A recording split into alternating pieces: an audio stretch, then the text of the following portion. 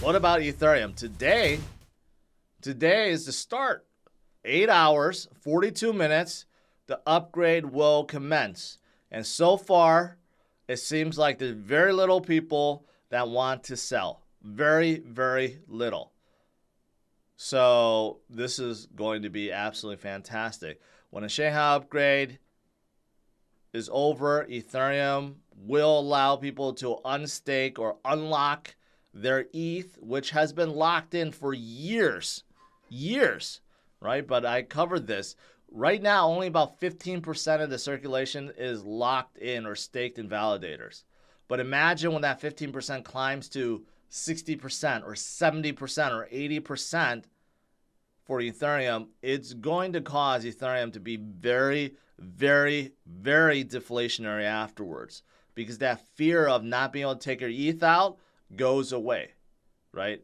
I think this is going to be absolutely huge for Ethereum, and it's about to start in 8 hours. Why is Ethereum not moving? Well, this is probably the reason why, because people want to see this upgrade complete, done, and people want to see what happens afterwards. So the big upgrade is coming tomorrow, and it will unlock staking for Ethereum.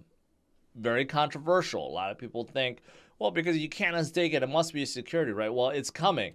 So after tomorrow, you'll be able to, or whenever the upgrade is complete, I don't know actually how long it's going to take, but it will start tomorrow. And so far, only 0.6 of the validators, 0.6%, have chosen to withdraw.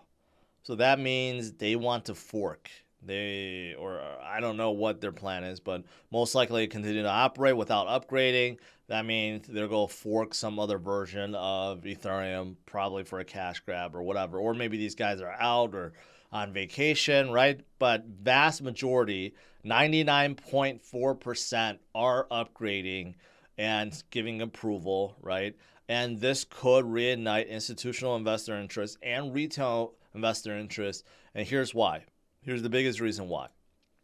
Right now, it's estimated that only 15% of all ETH out there are staked. Now, there is a large percent that's held in DeFi projects like the liquidity pools and bridges and so forth, okay? So there's a large percentage of that. But if you're just looking at a pure staking perspective, a lot of people don't want to stake because they're afraid you can't unlock, right? And tomorrow, that fear will be alleviated. And if that is alleviated, then maybe a lot more people will be staking because, for example, Cardano has 69% of their supply staked compared to Ethereum's 15%. Now, what do you think is going to happen to Ethereum and its overall circulating supply if that number, 15%, jumps to 69%? That will eliminate a huge chunk.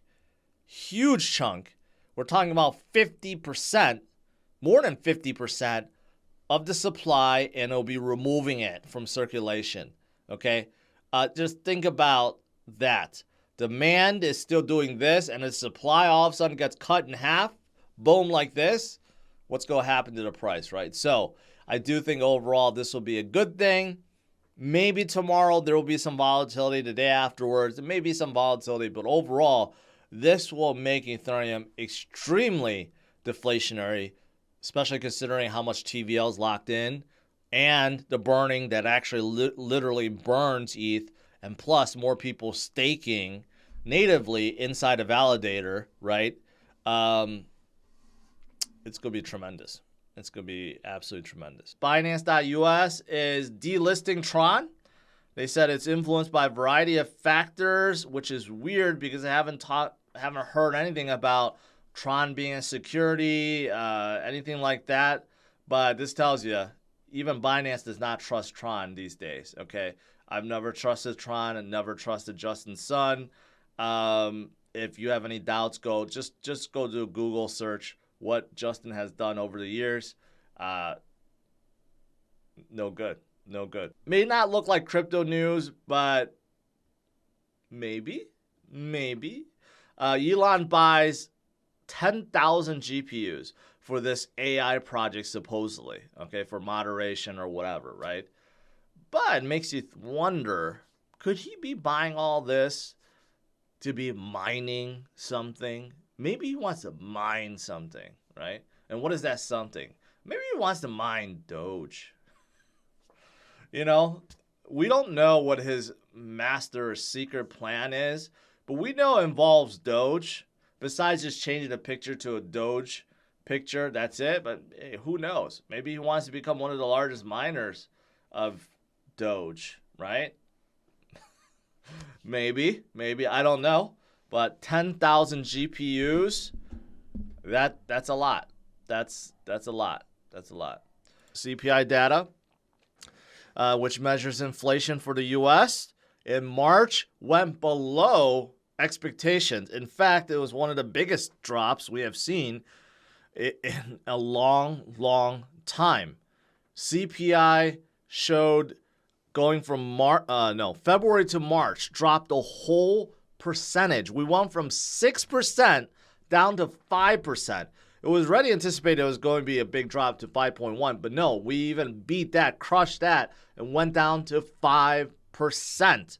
That is a massive drop. And why is this good? Well, overall, this is good because it shows that prices are coming down. And also, specifically, why this is great for markets is because there's just absolutely no way in hell Powell will be raising any more rates in the U.S. after this. There's just no way in hell. With inflation still heading down, with banks still weak, and I'm going to talk about that a little bit, and with jobs report also showing softening, there's no way in hell Powell is going to raise any more rates, which means we are done. We are done. So the only thing to expect later this year is possibly a pivot, and he will announce cuts, not raises. So that is absolutely fantastic. However, I was looking at the breakdown, what actually went down, what made it go down so much this last month. And to me, it seems like most of it is from energy and energy services. Right here, you can see. So overall energy went down about 3.5%. So most of the drop came from energy becoming cheaper, okay? But if you're looking at some of the other items, food didn't really drop a whole lot. And then you have some other things in here like shelter, transportation services. You know, they actually didn't drop. In a way, this is kind of faked out by just energy dropping so much. Everything else really didn't move when you exclude food and energy. Actually, what's funny is February to March, CPI actually went up from 5.5 to 5.6%. So that shows inflation is actually not really going down if you subtract off energy and energy services, right? So there is that. When you're buying food, you're buying your car or your house or whatever else you may be buying, you're not really going to see a difference at this point. In fact, it may be still getting, these things may still be getting more expensive.